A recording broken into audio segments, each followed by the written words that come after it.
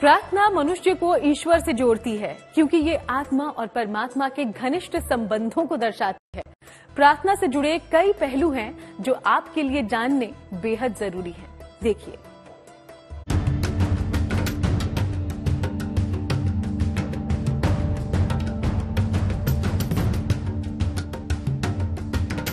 प्रार्थना में बहुत ही शक्ति होती है और वो शक्ति तब और बढ़ जाती है जब कई लोग एक ही प्रार्थना करते हैं।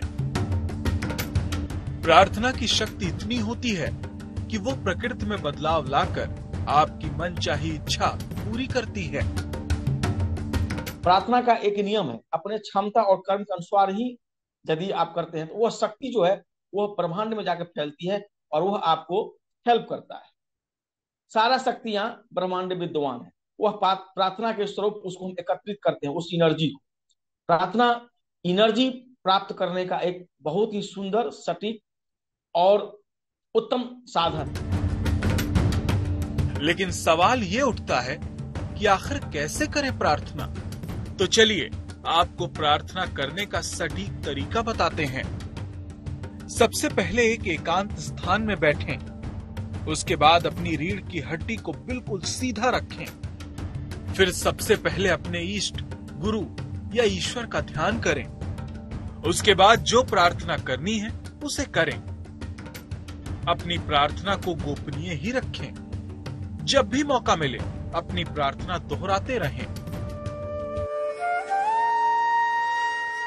प्रार्थना एक माध्यम है आत्मा और परमात्मा के बीच का। प्रार्थना व्यक्ति को आंतरिक मजबूती प्रदान करती है।